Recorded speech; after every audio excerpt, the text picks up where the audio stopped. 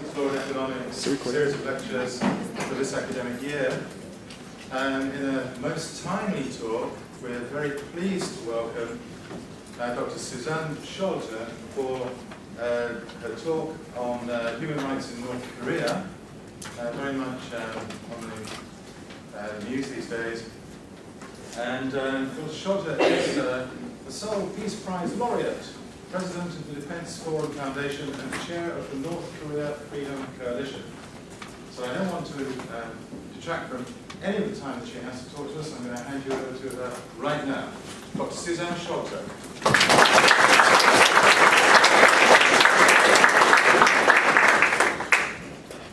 Thank you all so much for this wonderful opportunity to be with you. I'm honored to be here and grateful for the Center for Free Enterprise for inviting me and the Victims of Communism Memorial Foundation for connecting us. I have a lot to share with you, and how timely, as Dr. Kanu said, this lecture is with North Korea in the news so much these days.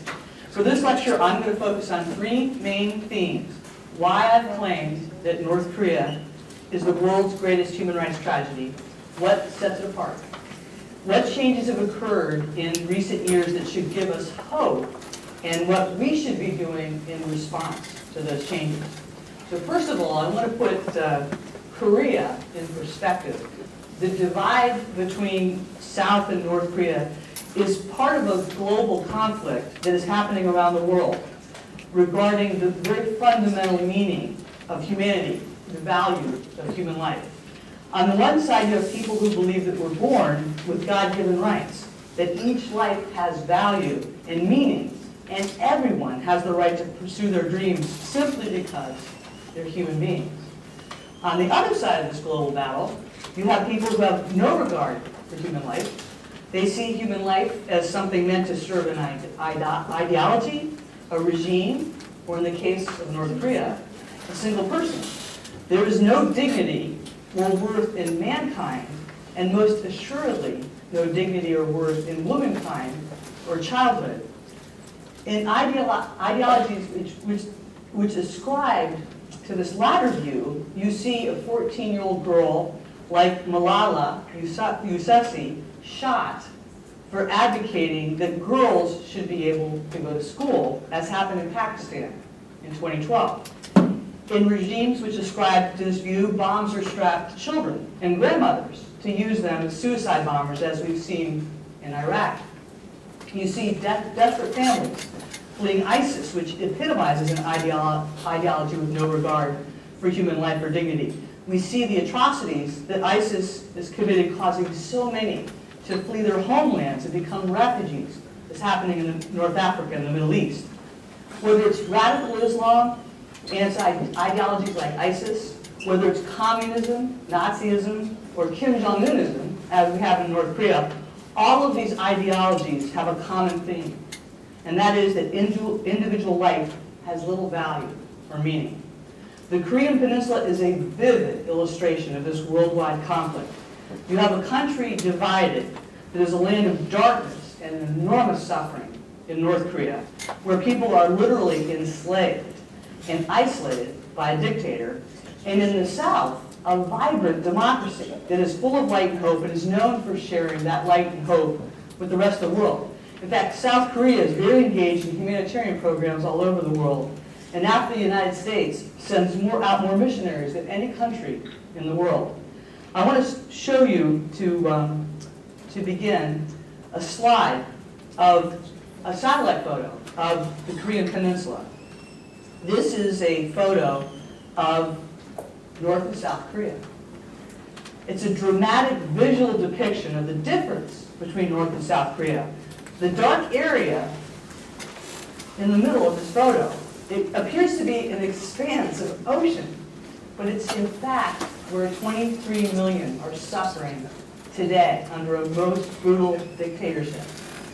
These are the same people that live in that middle area, that live in the southern area. That's South Korea, and that's North Korea. These are the same people. But this is what that difference in ideologies has brought to the Korean Peninsula. The people in the north live in a dictatorship, while those in the south live in a democracy. Now, there's a number of reasons why I have claimed that North Korea is the world's worst human rights tragedy. And I want to point out and outline some of those reasons. First of all, North Korea is the only country in the world where the citizens do not enjoy a single human right as enshrined in the Universal Declaration of Human Rights. It's a tragic irony that this document was passed in 1948 by the United Nations in reaction to the atrocities committed by Nazi Germany and Imperial Japan during World War II. 1948 is also the year that Kim Il-sung, the current dictator's grandfather, came to power to ensure that North Koreans would not enjoy a single one of these human rights. North Koreans do not have the right to live where they want to live, to go to school where they want to attend school, to even choose their professions or their spouses. They do not have the right to travel, freedom of expression, freedom of movement, or even access to information beyond the regime's propaganda. All aspects of their lives are tightly controlled. In fact, listening to a foreign radio broadcast can result in you and your entire family being sent to a political prison camp. Any sign of discontent towards the regime that could be seen as disloyalty to the Kim family can lead you and your family up to 3 generations being sent to a political prison camp. One of the first defectors I hosted in the United States back in the 1990s was Kang Chao-hwan. Kang was sent to a political prison camp with his family when he was 8 years old because his grandfather had complained about the Kim regime. That's another unique aspect of North Korea, its political prison camps. These camps have existed 11 times longer than the Nazi death camps, more than 4 times longer than the Soviet Gulag, and existed even longer than the Chinese Laogai, the system that China has of political prison camps. Today, North Korea is the only country in the world where children can be sent to political prison camps and where children are born and can spend their entire lives. All communist systems have to have political prison camps. And so, of course, Kim Il-sung established them when he founded the DPRK, and millions have died there. Today, hundreds of thousands of men, women, and children are suffering at this very moment in horrendous conditions in these camps. Like other communist dictatorships, the North Korea regime works to literally keep its citizens in the dark, cut off from any knowledge of the outside world. They're brainwashed from youth to idolize their dictator and to hate Americans. In fact, one of the first defectors I hosted in the USA, diplomat Ko Young-hwan, described a 2nd grade math textbook from North Korea with this math problem. Our brave soldiers have destroyed with grenades 2 tanks of imperialist Americans. We destroyed another 4 tanks with other weapons. How many total of these imperialist tanks have we destroyed? That's an example of the brainwashing that begins in the schools in North Korea. Ko explained to me that the ability of the Kim regime to maintain power could be summarized in 4 categories. First is the indoctrination campaign that's going on all the time. Second is the political repression. Third is the violation of human rights, the political prison camp system. 4 is the complete separation from the outside world. These aspects of North Korea's dictatorship help contribute to something that has never happened in modern history. North Korea is the only country in modern history to have faced massive starvation while in the absence of war. At least 3 million North Koreans died of starvation because of the famine. That has never happened in modern history in an industrialized nation to have millions of its citizens starve to death. The starvation was caused by the regime's policies, including using food aid as a weapon against the people. Before the famine struck North Korea, causing massive death, there's another North Korean defector that I also hosted. His name is Lee Min-bak. Lee Min-bak was a North Korean agricultural specialist. He was devoted to the Kim Jong-il regime. He traveled the country studying the farm output and realized that private farmers were outperforming the collective farms. So with great excitement, he prepared a report on how North Korea could avoid starvation if adjustments were simply made in the policies of the Kim Jong-il dictatorship to allow private farming. After turning in his report, he was contacted by those authority and asked to come in for a meeting. Li was very excited because he believed he was about to receive great recognition for his findings that would save his country from famine. But instead, his friend warned him to immediately flee the country because he was about to be sent to a political prison camp for questioning the dictator's agricultural policies. Fortunately, Lee Min-bok followed his friend's advice and immediately fled North Korea and is now living in South Korea. During the North Korea famine, enough humanitarian aid was sent by the international community that not a single person should have starved to death. Yet the Kim regime intentionally allowed millions of its own citizens to starve. This starvation was directly triggered by another method of control established by Kim Il-sung, the Sungmung classification system. This system ranks every citizen based on their loyalty to the regime and determines the food you'll receive, the school you may attend, the type of employment you may pursue, even where you'll live. There are three major classifications: loyal, wavering, or hostile, with over 50 subcategories. The highest people on that classification system are the elites, as they are considered the most loyal to the regime.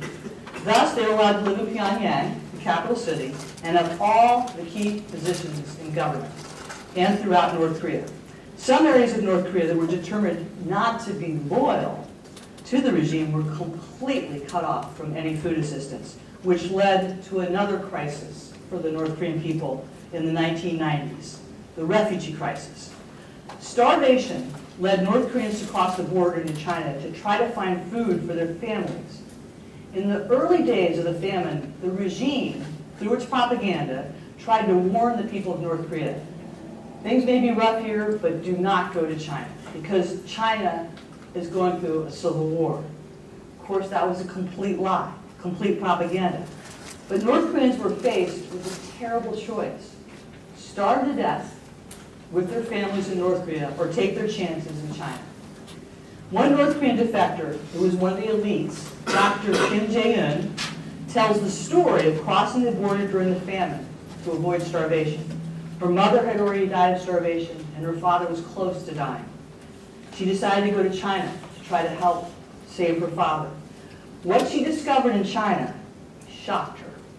When the first thing she saw was a farmhouse with a bowl of rice with meat just sitting on the ground outside the door.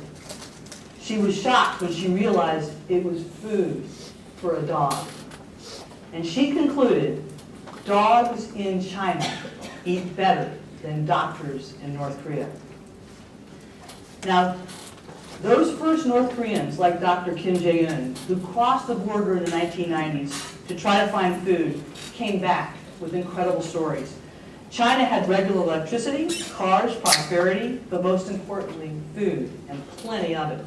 Word of mouth spread, and soon hundreds of thousands of North Koreans were crossing the border into China. This led to more horror for North Koreans because of how China decided to treat the North Korean refugees. Instead of abiding by its international treaty obligations, China determined the starving men, women, and children of North Korea were economic migrants, ignoring that they were risking their lives when they crossed that border. This is another unique aspect about North Korea. The North Korean refugees are the only refugees in the world who have a place to immediately go for resettlement. But because of China's policies, they are being hunted down and sent back to North Korea. And just think about this for just a moment. We have a crisis right now with refugees fleeing ISIS and instability and war in the Middle East and North Africa. And we're debating the question, where can these refugees go to be safe? But North Koreans are unlike any refugees because they do have a place to go. They are citizens of South Korea under the South Korean Constitution, yet China refuses to allow them safe passage to South Korea and the many other countries, including the United States, that have been willing to accept them. Instead, North Korean refugees are hunted down and forced back, and the Chinese authorities know full well they will face certain torture, certain imprisonment, and even execution for fleeing. Because I mentioned before, North Koreans do not have the right to travel. Leaving the country without permission is a crime, punishable by death. So they face more suffering when they're forced back by the Chinese authorities. The situation for North Korean refugees today is worse than ever before. There's nothing that North Korea's current dictator, Kim Jong-un, fears more than the people of North Korea, who are the ones who have educated us about the horrible suffering in that country. Kim will do everything in his power to prevent their escape, and the Chinese Communist government will comply with his wishes, despite China's international treaty obligations. Just recently, just this past August, a family of 5 committed suicide rather than face repatriation to North Korea. In this case, it was a senior member of the North Korea's Workers' Party, a member of the elite, his wife, son, and 2 daughters. They begged the Chinese security forces not to force them back to North Korea. But instead, the Chinese police followed an order from Beijing to escort them with heavily armed security guards thousands of miles back to the North Korean border with China. There, fearing certain torture, imprisonment, and possible execution, the family committed suicide by taking poison. The defectors from North Korea have repeatedly told us that about the close cooperation between China and North Korea. They report that 80% of North Korean escapees carry poison so they can kill themselves if they're arrested. They would rather die than be repatriated back to North Korea. China's repatriation policy is a death sentence for North Koreans. Now, what the Chinese authorities are doing is not only inhumane and barbaric, it is illegal. It is a violation of international law because China is a signatory to the Refugee Convention since September 24, 1982. It's a signatory to the 1951 Convention relating to the status of refugees and its 1967 protocol. This is a document and the country signed that obligates any country not to force someone back to a place where they face a well-founded fear of persecution. So consider this. The Chinese government refuses to allow the UN High Commissioner for Refugees any access to these refugees, but gives free rein to North Korea's Ministry of State Security to hunt refugees down and to murder those who try to help them. Even Chinese citizens have been jailed and murdered for helping North Korean refugees.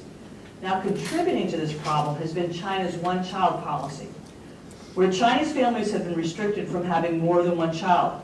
Many of you may know this, but China needs women. There's a shortage of women in China because of the one-child policy. So you have a country, China, with a shortage of women, and a neighboring country, North Korea, where the women are the ones that are struggling to feed their starving families.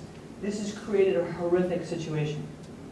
As a result of China's repatriation policy, North Korean refugees are extremely vulnerable. Over 80% of North Korean females are exploited by human traffickers. Most North Korean females who cross the China border end up being sold to Chinese men as so-called wives, forced into prostitution, or forced into internet pornography. The DPRK China border region is one of the most dangerous areas in the world. I've had the honor of hosting North Korean defectors, women who were subjected to this, who testified in the Congress about what happened to them. Many of them have been sold multiple times, and all have been cruelly treated. The buying and selling of North Korean females is happening today. And in fact, the China-North Korea border is even more dangerous than ever before. And no one is reporting about this because it's so dangerous to go to that region. You may recall the story of the 2 reporters, the 2 female reporters, Laura Ling and Una Lee, back in 2009, that were caught in China-North Korea border and taken to Pyongyang. And former President Bill Clinton went to Pyongyang to get them back. Those 2 reporters were trying to report about what was happening to the North Korean women. This region is also dangerous for those assisting North Koreans. We saw recently in March 2016, a South Korean named Kim Won-ho, who was murdered, and a Chinese pastor, Hong Chung-rol, was killed in April 2016. Both of them were involved in assisting North Korean refugees. Many of us believe that David Snedden, a young American college student, was abducted by North Korean agents back in 2004 from this same region.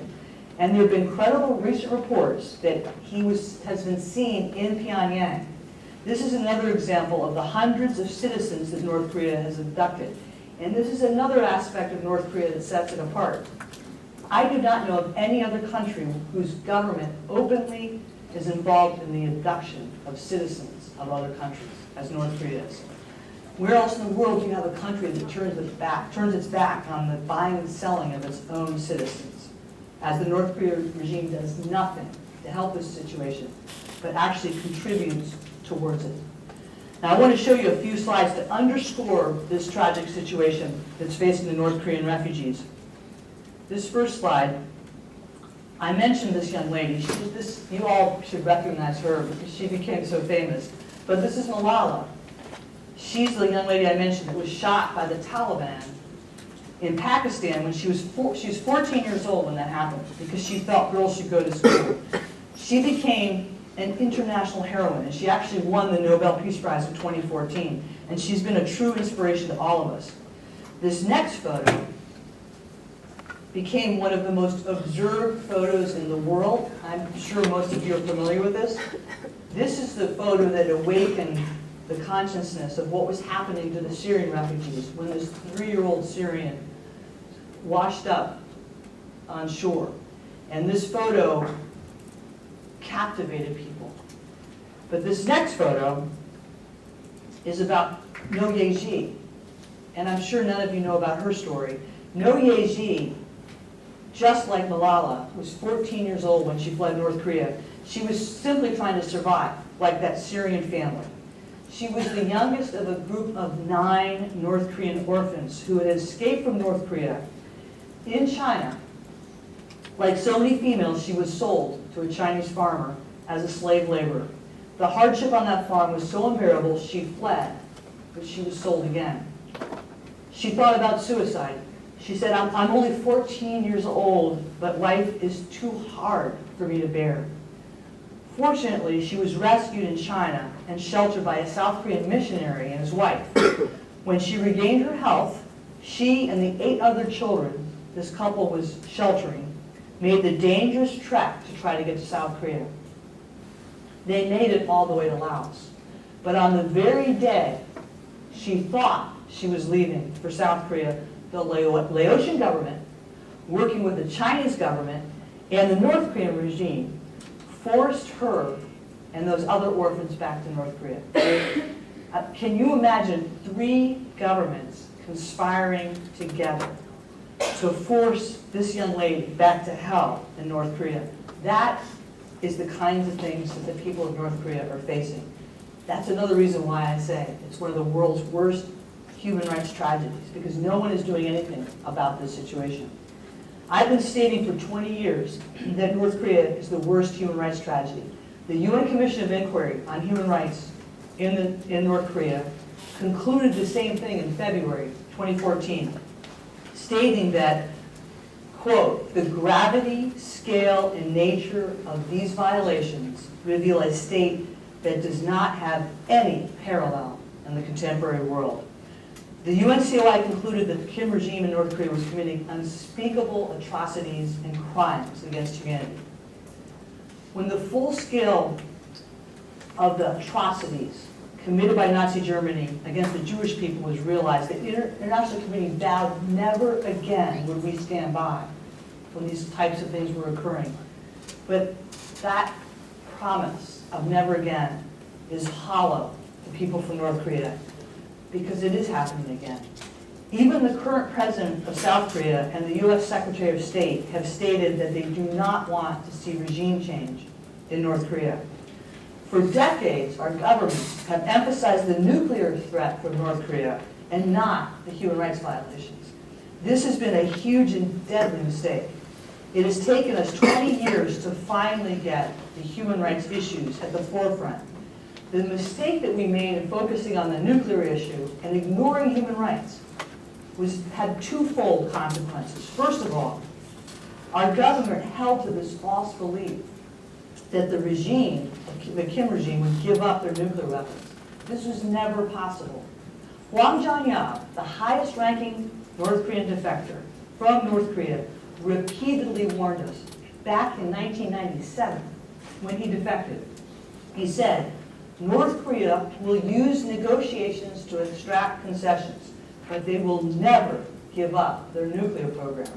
He said that in 1997. He said also, human rights is the issue. It is their Achilles heel. That's what he kept telling us. The second mistake from ignoring the human rights and focusing on the nuclear issue was it fed and is feeding today into the North Korean regime's narrative that the regime uses to justify their nuclear program, that we want to destroy them, that we are their enemy.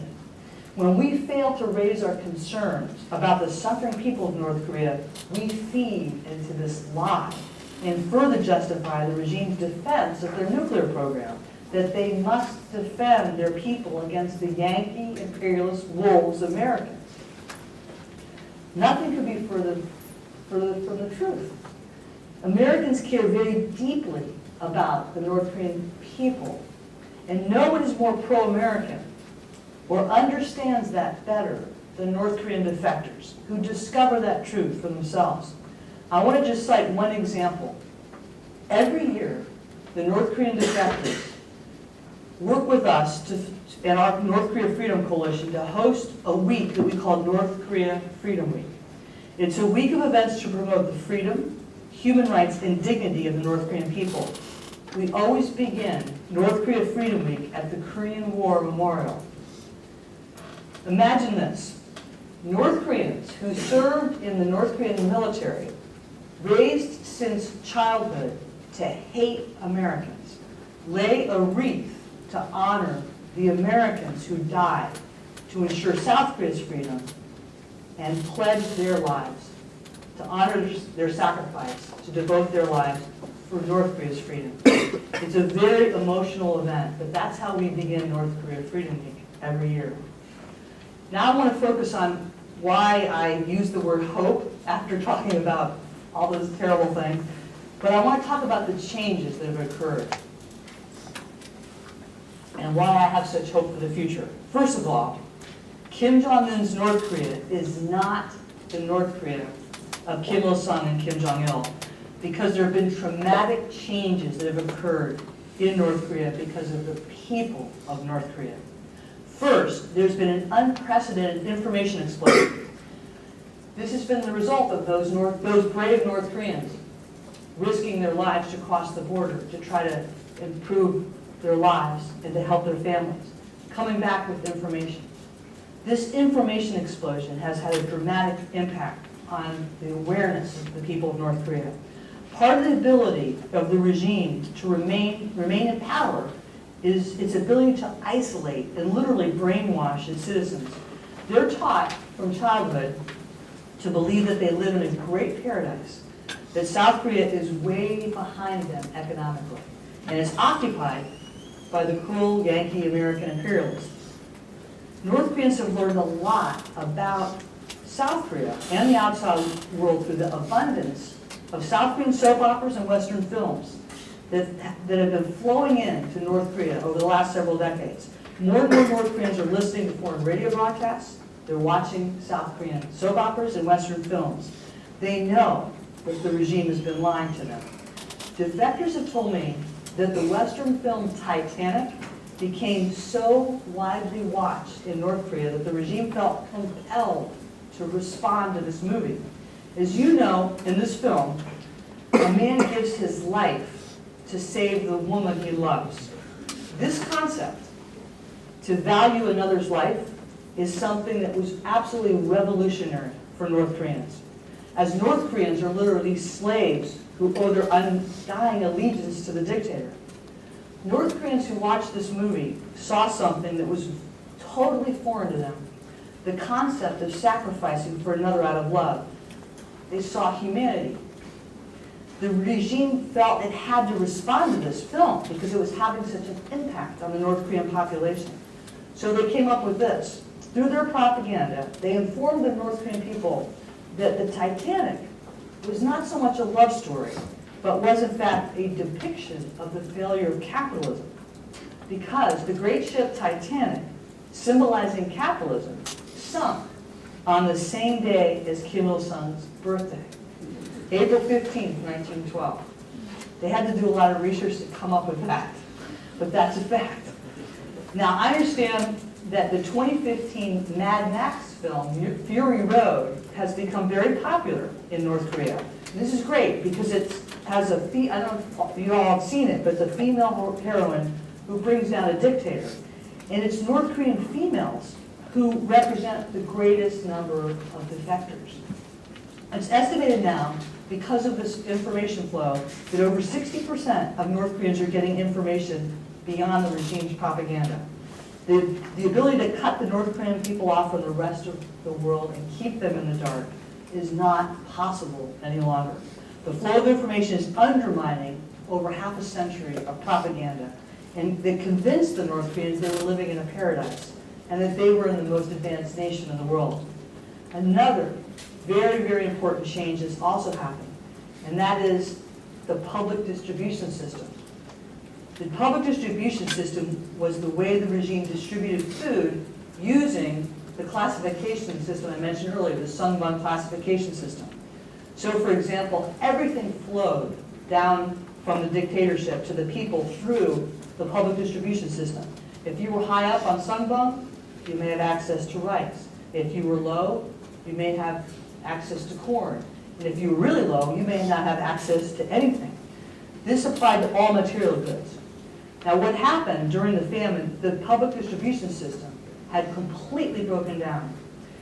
Now, the North Korean people, through their own resiliency, began to trade and sell among themselves.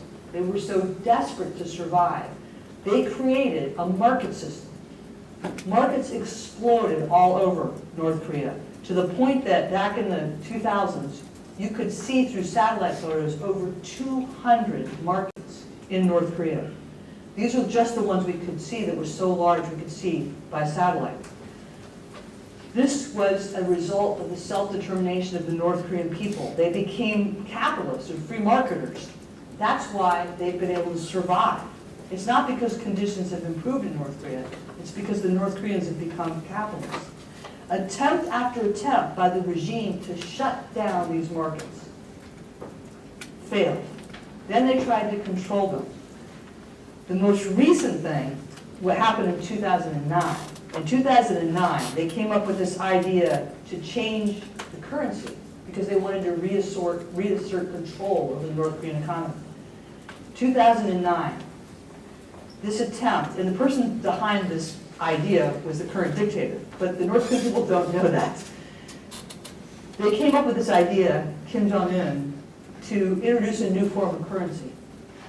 And it devastated the people in North Korea so much that there was actually a groundswell of pressure and uprising against the regime.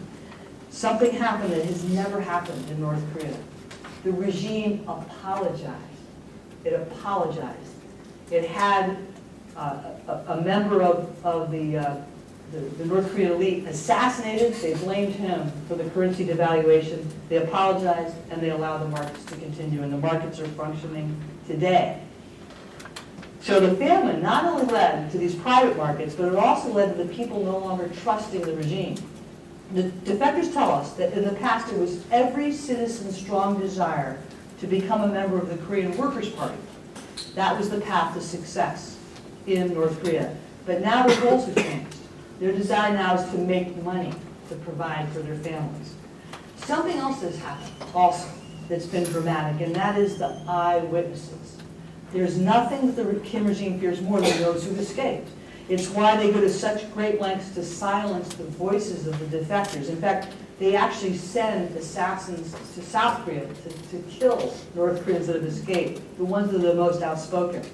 They're constantly threatening the lives of family members for those that have escaped. The family members are still living in North Korea. While it's been slow for the international community to recognize the horrors that the North Korean people face, because of those eyewitnesses who've bravely spoken out, we finally understand the extent of the horrific conditions in North Korea. Many of the North Koreans are also communicating with their family members, providing another source of information. So here you have a situation where you have a population that is increasingly getting information from the outside world, and they're no longer dependent on the Kim regime to survive. And significantly, no one disputes anymore the horrible violations of human rights that are happening in North Korea. And that's had a special meaning for me, because when I first started this work, people didn't believe that there were these extensive political prison camps. People didn't believe that women were being trafficked. We were arguing how many people had died. People didn't believe that 3 million people had died, and now they do. Now there's no dispute. And it's because of the bravery, again, of the North Korean people who've told us the situation. Now, in light of all this, what should we be doing? First of all, it's really important to save the lives of the people who are trying to escape.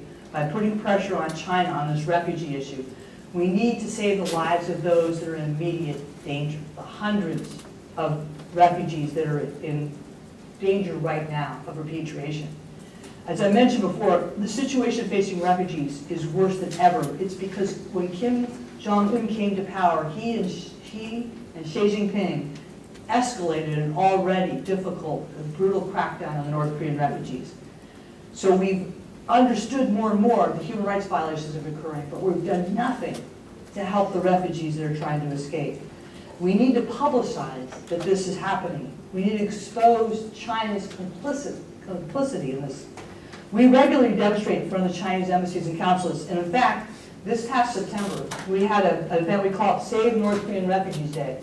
We do this around September 24th every year, and we call on people all around the world to go to the Chinese embassies and consulates to deliver petitions, simply calling on China to follow international law and to stop sending refugees back to North Korea. We know that the people of China support us. It's very important. We know the people of China support us on this. They know the future is with South Korea, not with North Korea. When I give lectures at colleges and universities, I often will meet students from China, and they're horrified when they hear about these stories, because the people in China don't know. But those that know about what's happening are totally on our side. More and more Chinese leaders are speaking out on this too. I want to quote, Chinese General Wang wrote this a couple years ago in the Global Times, a Chinese army general. He said, China had cleaned up the DPRK mess too many times, and that collapse is just a matter of time. While he was editor of the Study Times, a young journalist, an academic, Deng Yuan, he was the editor of the Study Times, which is the journal for the Central Party School of the Communist Party. Deng Yuan wrote this. He said, China should give up on Pyongyang and press for the reunification of the Korean Peninsula. Now, because he wrote that, he lost his editorship, but his words resonated, and he continues to write about this. He wrote more recently, North Korea will ultimately fail, no matter how much money China throws at it, and it is in the process of collapse. Now, these Chinese leaders realize that the future is with South Korea. It is time for China to stop being complicit in North Korea's crimes against humanity and stop bailing out the regime. China was very much opposed to the most recent debate that happened with THAAD, with this defensive system. Chad was so against South Korea putting up a missile defense system, very much against it.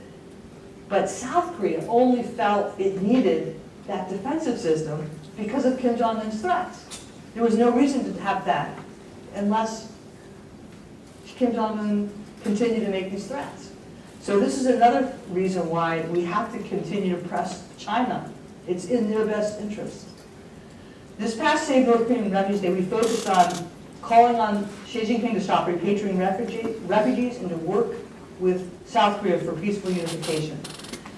We cited the fact that the source of the tensions on the Korean Peninsula are totally because of Kim Jong-un. So number one, save the lives of the refugees that are trying to escape. Number two, never sideline human rights issues again. This has been a serious problem that's happened. It doesn't matter if it's a Republican president or a Democratic president.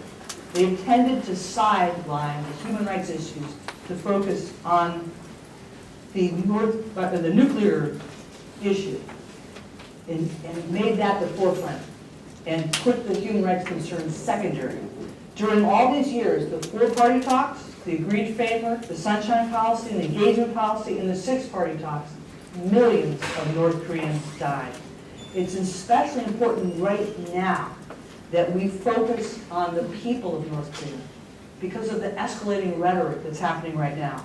For example, there's legislation in the Senate right now. It passed the House of Representatives of the United States overwhelmingly last month, the North Korea Human Rights Act, but it's gotten nowhere in the Senate.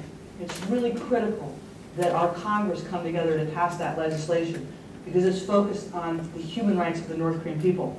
Third thing, we must never fund this regime and ensure that any aid is monitored to the point of consumption. That was one of the biggest mistakes we made during the famine. Organizations like Action Against Hunger, Doctors Without Borders, very well respected and admired internationally. These human rights groups actually left North Korea in protest because they realized that the aid that they were trying to deliver was being diverted to benefit the regime.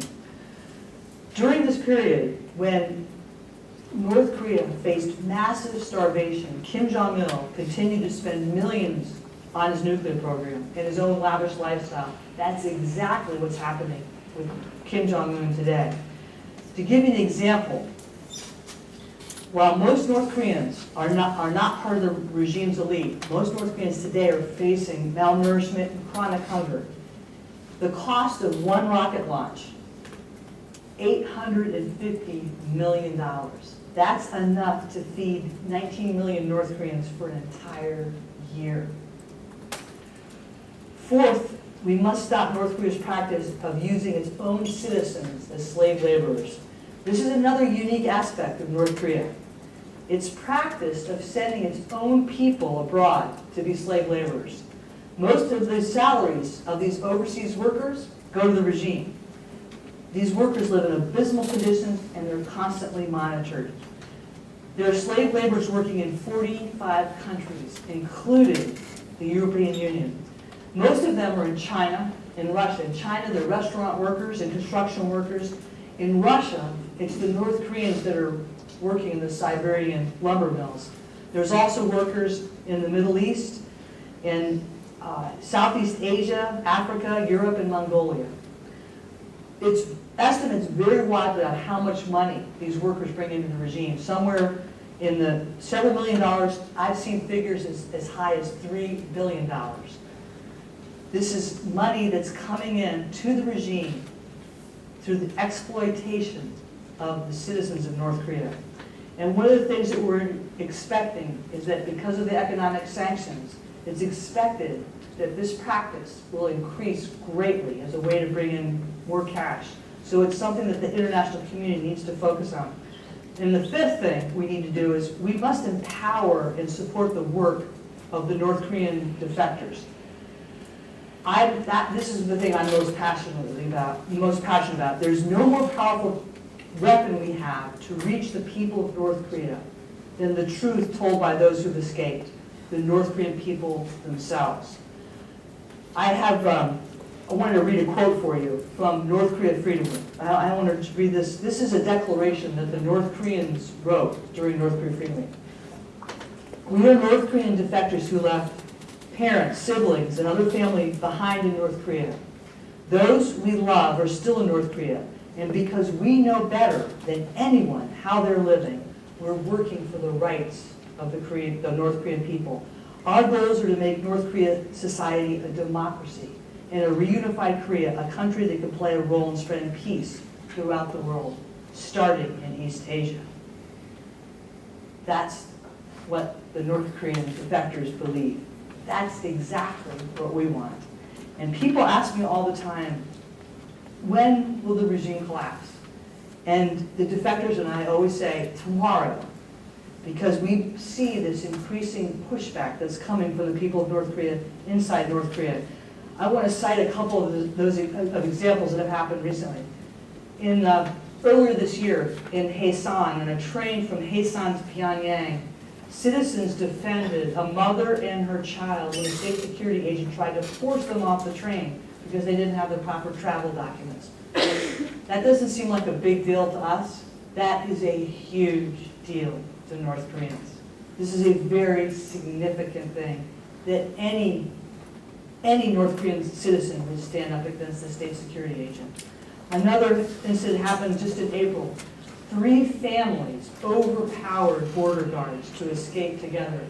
We also know there was an incident where simultaneously graffiti appeared opposing the regime in 3 cities in North Korea. Again, that doesn't sound like much to us. Graffiti, that is huge, a huge thing to happen in North Korea.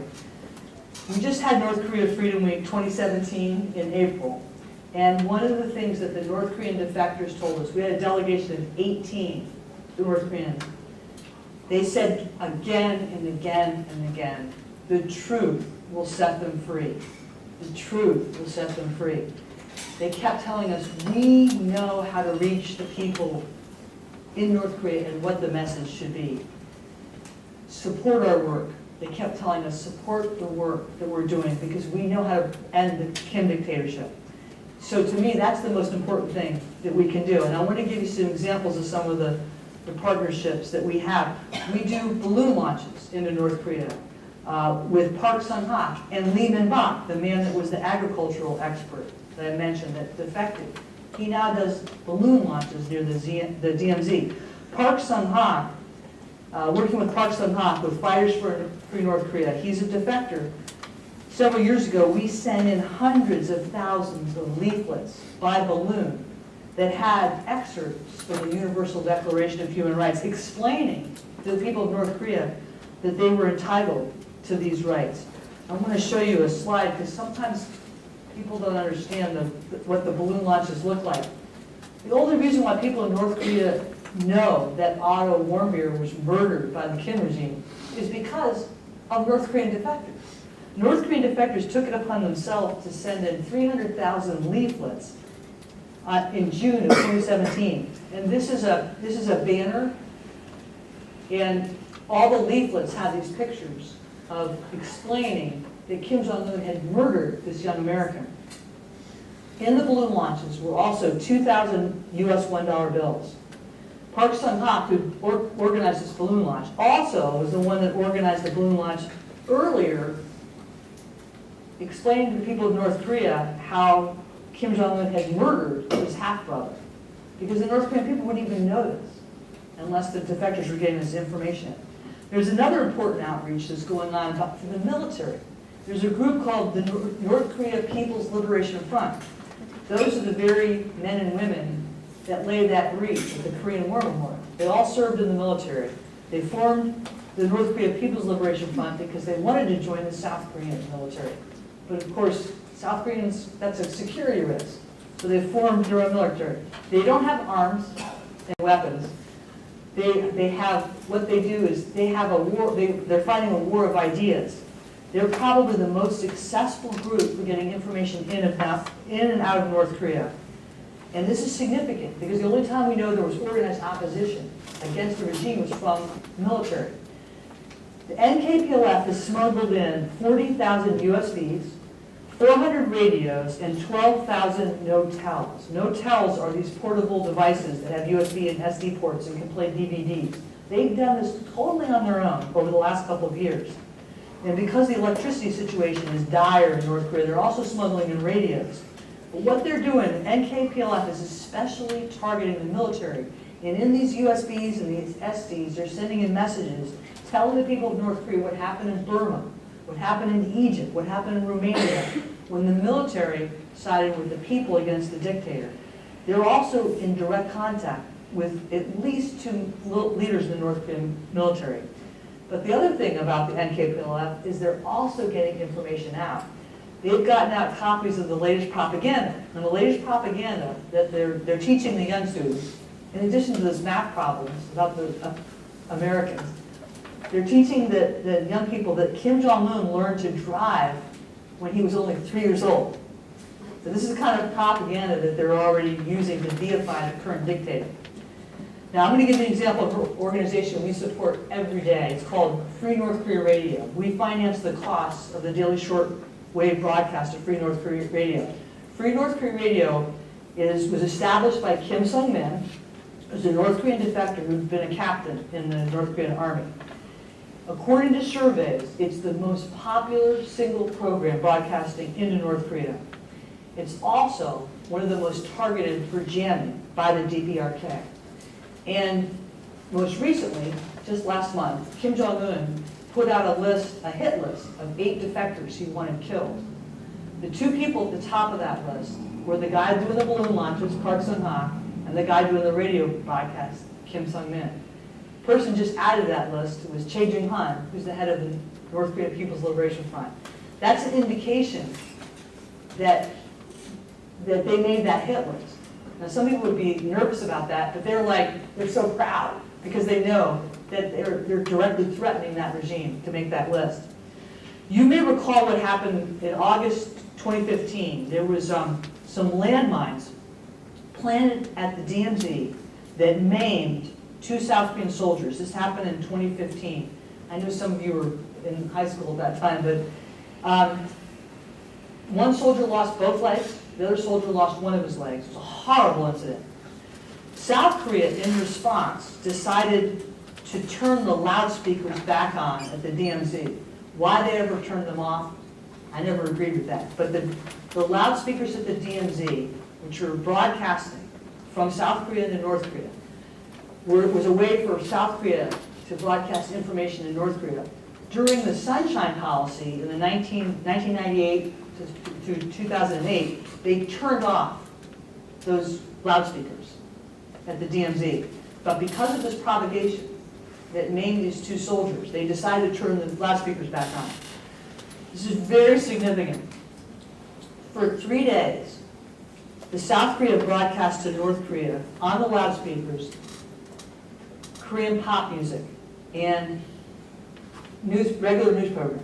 But on the 4th day, they started to take the programs of Free North Korea Radio, and they started broadcasting Free North Korea Radio's programs on the 4th day.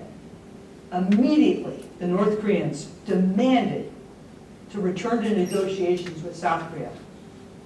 During those negotiations, North Korea did not ask for a peace treaty, which they are always asking for during negotiations.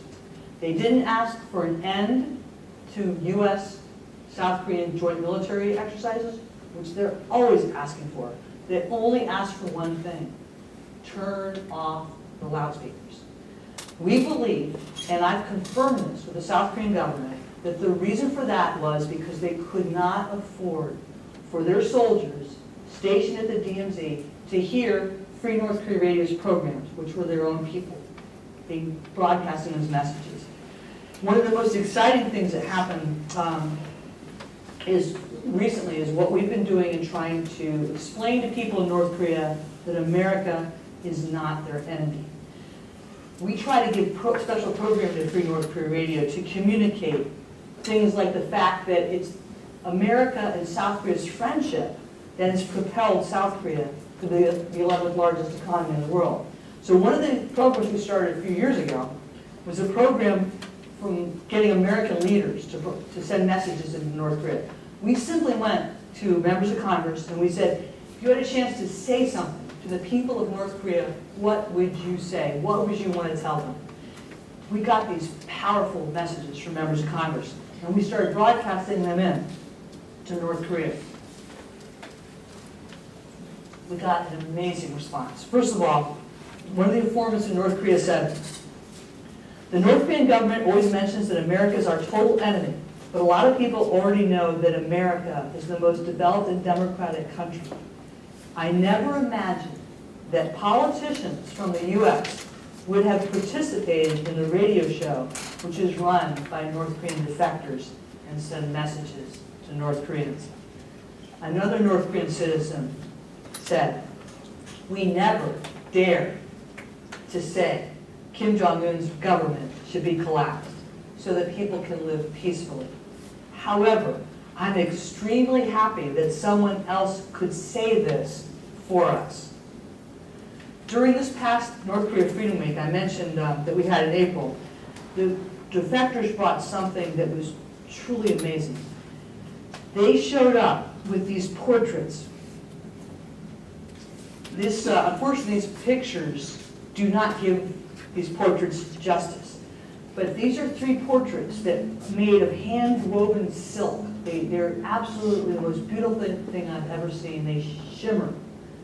They made these portraits of 3 politicians that had participated in this program. And the portraits came out. They were smuggled out of Pyongyang, the capital of North Korea, with this message: "Here's artwork for the American politicians who deliver the messages. My brother and I spent 3 months making them late into the night. Please send them to the politicians. Please tell them that there are some people in a dark place who still have hope because of South Korea and the United States." Now understand that if those brothers had been caught making these, they would have been executed. It was a remarkable affirmation of the importance of reaching out to the people of North Korea. And the thing about this is that radio station doesn't get any support from the South Korean government or the American government. The balloon launch don't get any support from the American government or the United States government. 100% of the transmission of the radio broadcast is done, 100% is financed by Americans and Korean American churches and American churches. It's a wonderful partnership with Americans giving them the ability to produce the program because they cover the cost of the shortwave transmission.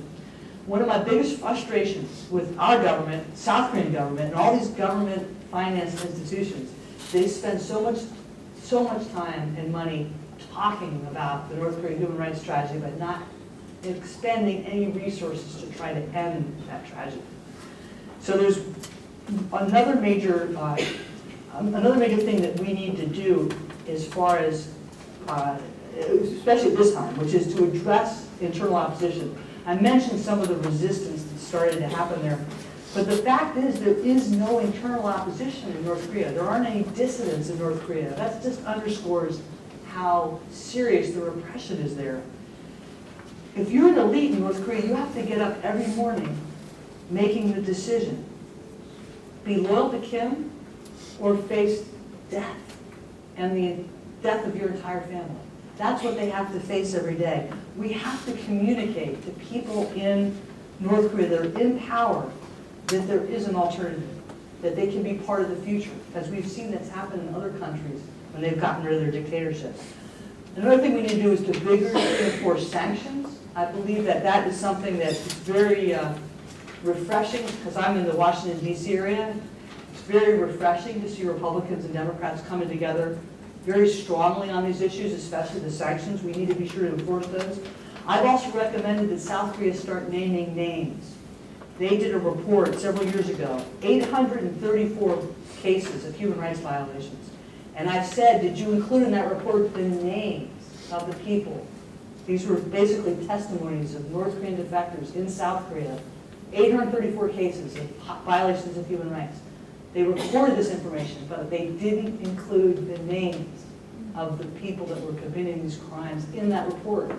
And I've said you've got to start naming names, because the reason why I proposed this is 2009, I met a young woman. She actually was working as an announcer for Free North Korea Radio. Her name was Ko Mei-hwa. She told me that she had been separated from her 14-year-old daughter when the two of them had crossed the border.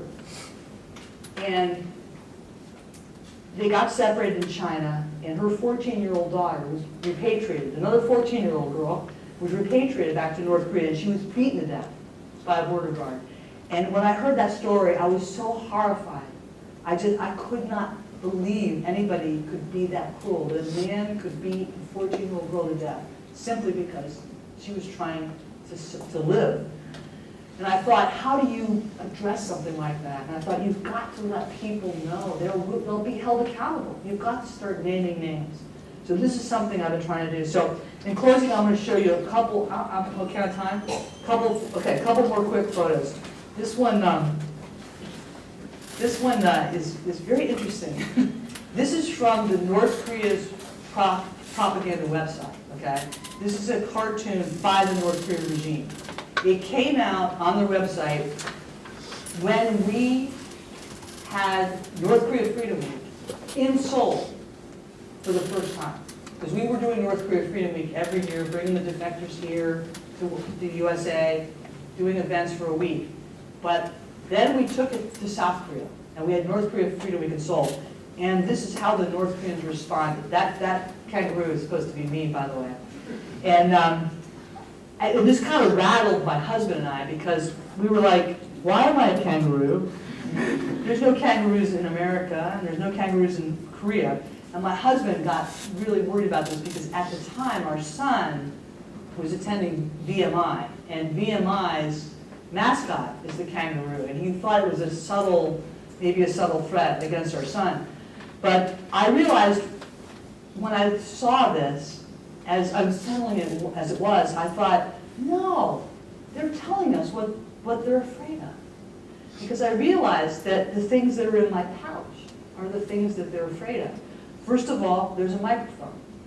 By the way, these are like nasty things about bucket of filth, sewage, conservative, blowfly, yeah, these little expressions or whatever. But the things in my pouch were what was most interesting. The microphone. There's a microphone, civilizing broadcasting. There is leaflets. Those leaflets, that's what the leaflets look like. They're like pieces of paper like this size that have all kinds of Korean writing. Those are leaflets in there. There's also a baby kangaroo that has a red dot on their forehead with a white bandana, which symbolizes Japan. We've always worked very closely with the Japanese NGOs and the South Korean NGOs. And in fact, Japan passed the North Korea Human Rights Act 10 years before South Korea did. There's been some very active North Korea human rights groups in Japan for years. North Korea does not want there to be a strong alliance between Japan, South Korea, and the United States. They want to break those democracies apart, and they want Japan and South Korea to have tension between them. So that's another thing. But the thing that I thought was really remarkable was the cross, because I happen to be a Christian, and I thought it was interesting that the North Korea regime recognized that was the motivation for my work. But it gets back to what I talked about in the beginning. Why would Christianity be so offensive to the North Korea regime? And it's because it's the complete antithesis of that regime. This is a regime that condemns human life. It enslaves their people, has a disdain for human life. And Christianity is the opposite. It's about sacrificial love. It's about caring for other people. It's about redemption. It's about freedom. And that's why I mentioned those two pastors. Who are the people that are going into China that are rescuing the North Koreans? It's predominantly believers. The missionary's wife that was trying to rescue those 9 children were motivated by their faith. What's happening is when these refugees are caught and they're repatriated back to North Korea, if they find out that they have been exposed to Christianity, they are immediately executed. So this is a real threat, but I thought it was interesting that cross was included in there. So I'm going to show you 2 more slides. I want to tell you a quick story, because this kind of ties in. This is a picture of Kim Ok-gum. I want to tell you her story. She has come to represent me, to be the hope we have for North Korea. I hosted her in Washington, D.C. and in New York. I took her up for a presentation at the UN several years ago. This is a picture. This was my youngest son, not the one that was at VMI, although he doesn't want to go to VMI. But this is a picture of my youngest son, and she was just an amazing person, amazing testimony. But Ok-gum shared with me her story. She, like so many North Koreans, was starving during the famine, and she had a 10-year-old son and a husband, and she went to China to get food because her family was starving. And it's the mothers, it's the women that take on the burden of trying to save their families. So she crossed the border to go to China, and unfortunately, she was caught and repatriated back to North Korea. She didn't get sold in China. She was caught and forced back to North Korea. Fortunately, she didn't become a victim of trafficking. But she told me she felt fortunate because when she was repatriated back to North Korea, she was sent to a political prison camp where she worked outside as a farm laborer. And she said to me, I was so fortunate because I had access to plants and bugs. And I can tell you, I can remember this like it was yesterday. We're on an Amtrak train going from Washington, D.C. up to New York.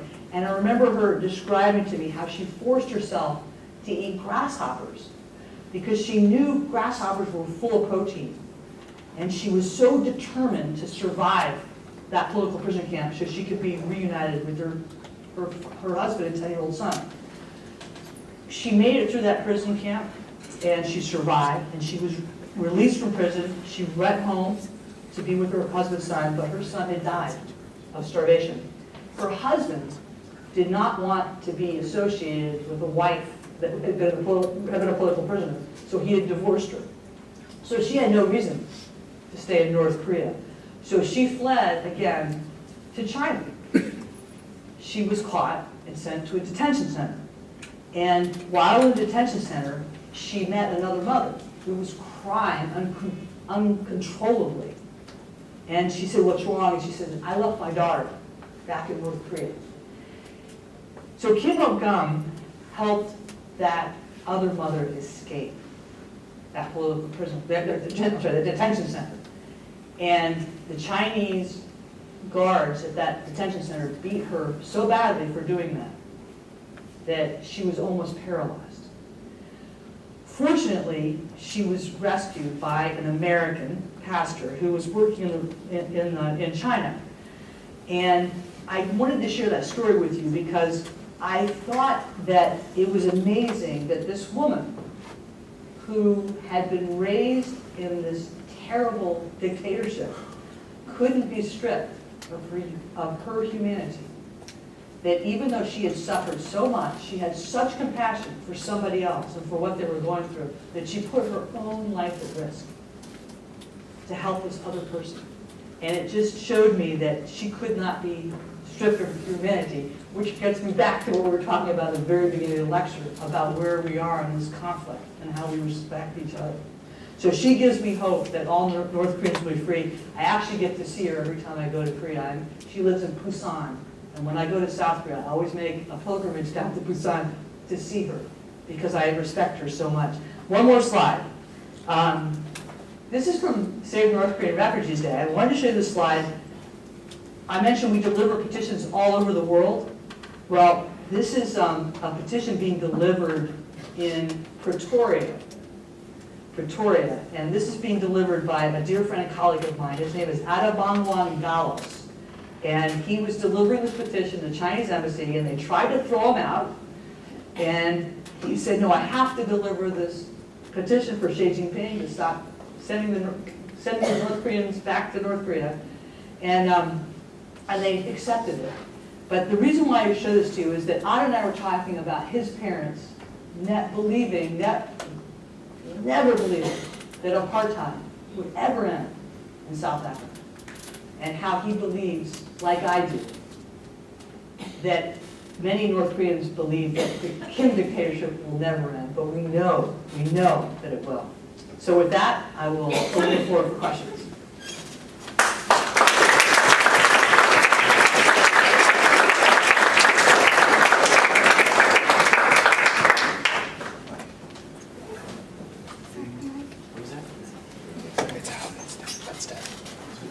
We've certainly got about 10 minutes or so for questions. Okay. Do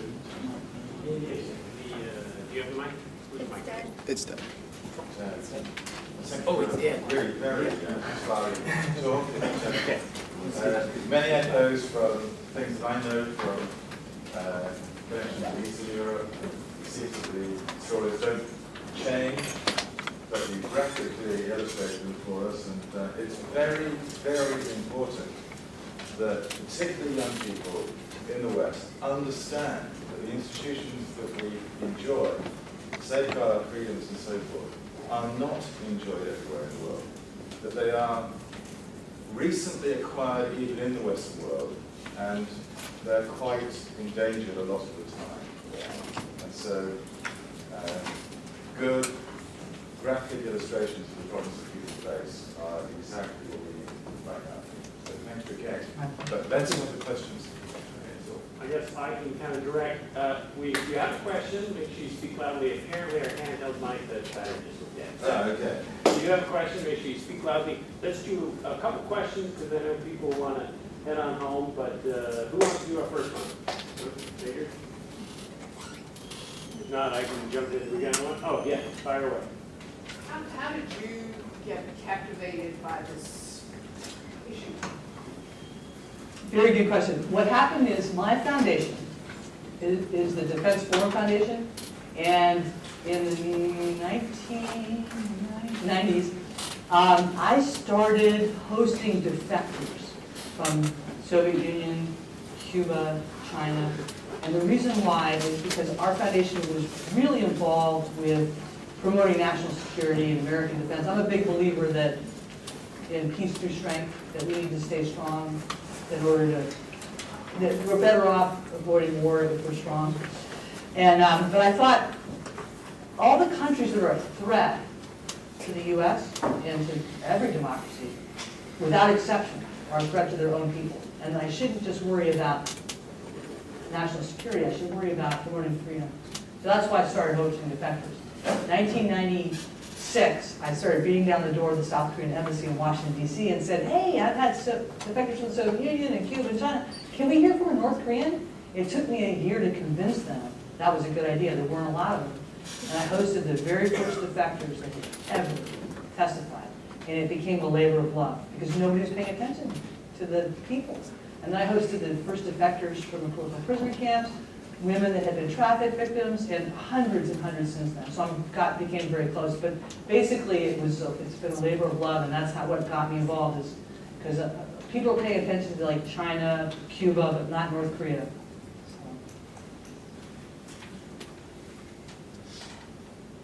Yeah, fire away. And then we'll jump to you.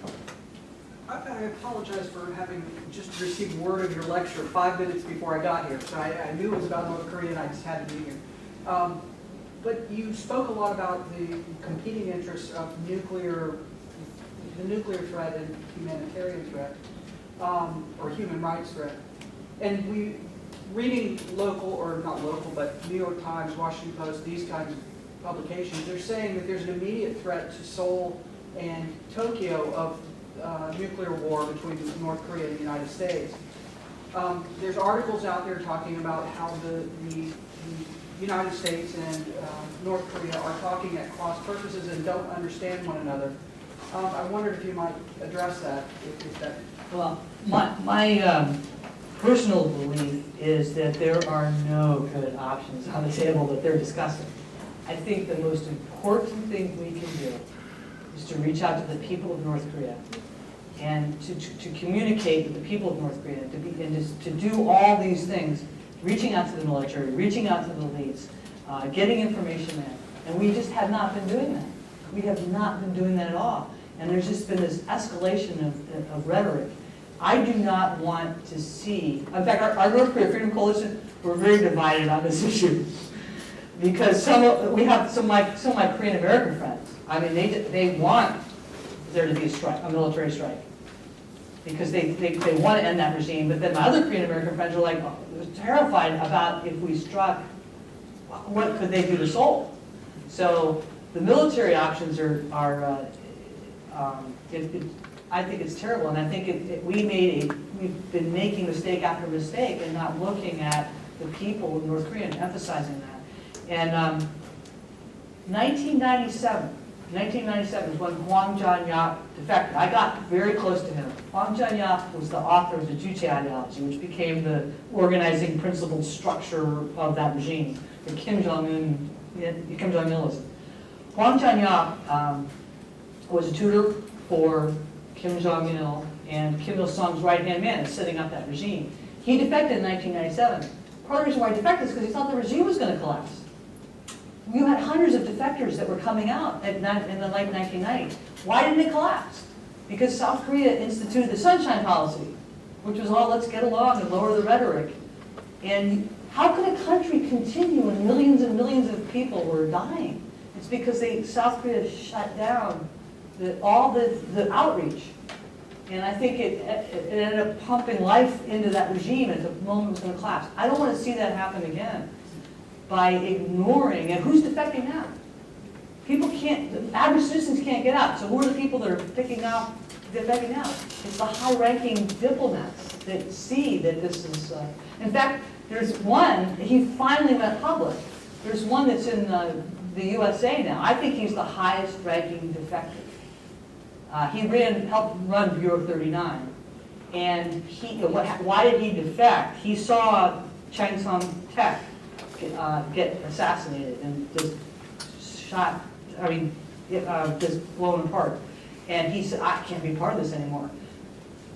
My contention is there are people in that regime that want to see change, but they don't know how.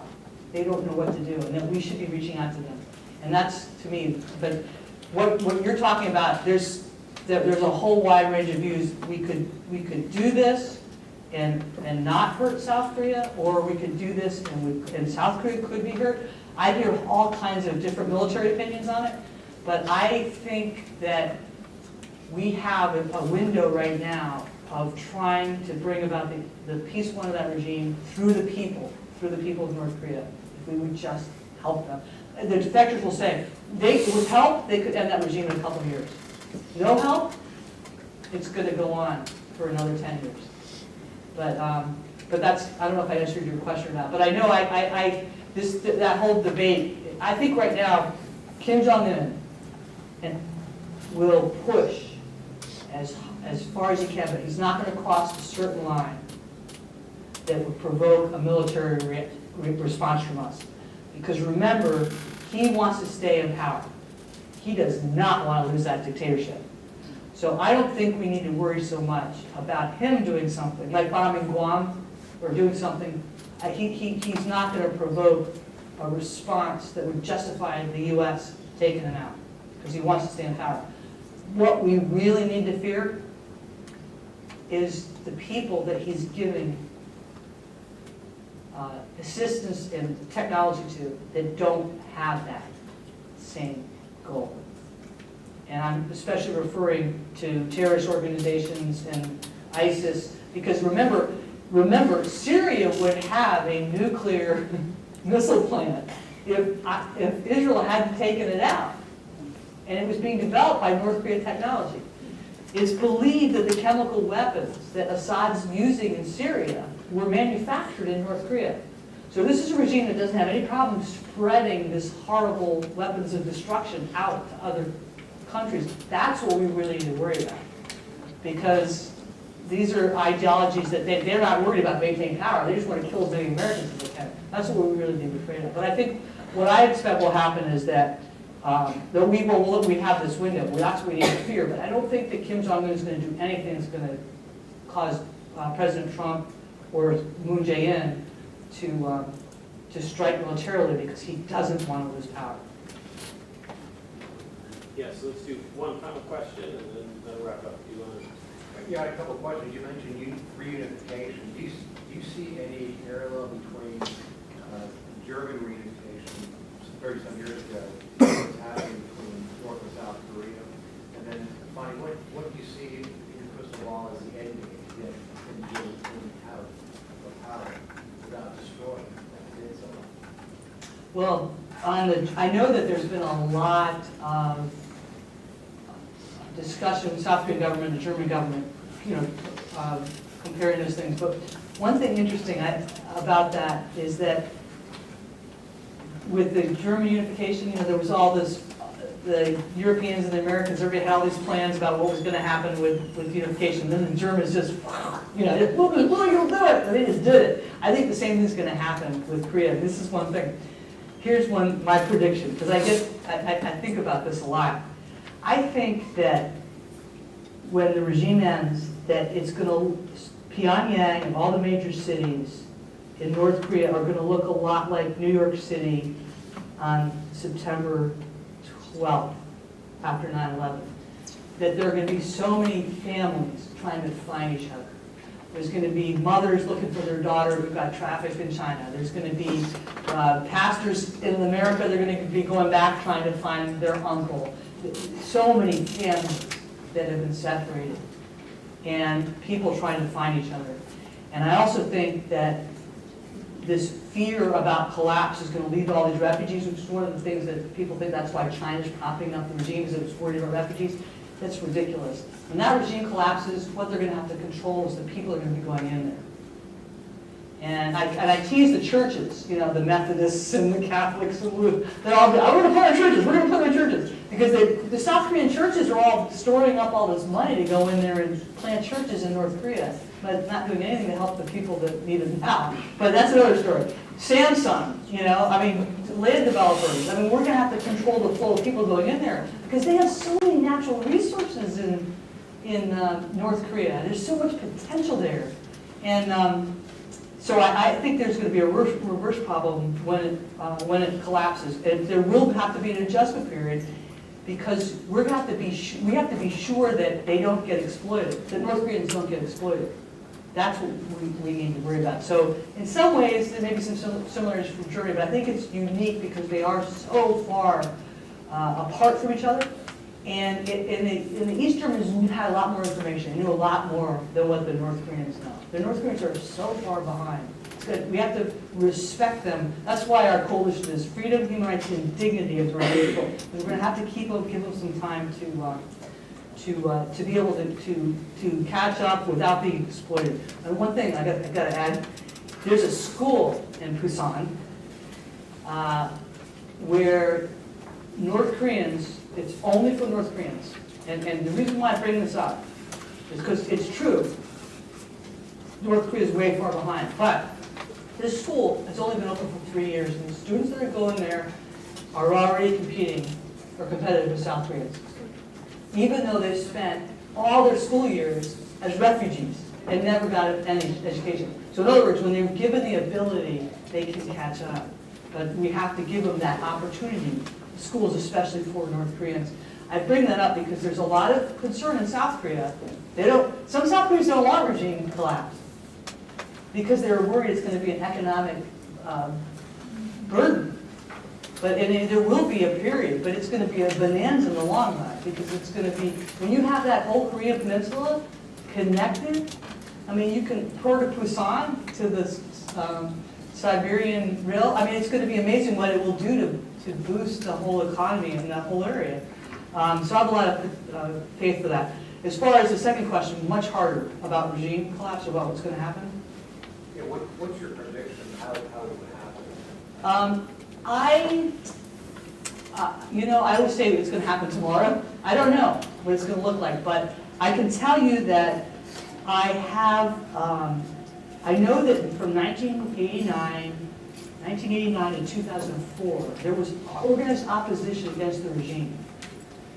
And it was from the military that had studied in the Soviet Union at the time when Glasnost was happening. And this group of military leaders came back to North Korea and said, we want that in North Korea. We want North Korea to open up. We want North Korea to have economic reforms. And they actually operated secretly for about 4 to 5 years before they were found out. So my thought is that military may be a military coup may be the way, because they are representative of all the people. North Koreans men have to serve 10 years, North Korean females have to serve 7 years, and the only people that get exempt are elites, so they actually represent the people of North Korea. And so that's why I thought that there may be hope in something like that and in transferring power. But I don't know quite what it's going to look like. I just know that we've got to give the North Koreans the resources, the defectors. They're doing this incredible work. Because I know it has an impact, and it's something that we're not doing. And it's a shame. It's very good. Let's give a big round of applause.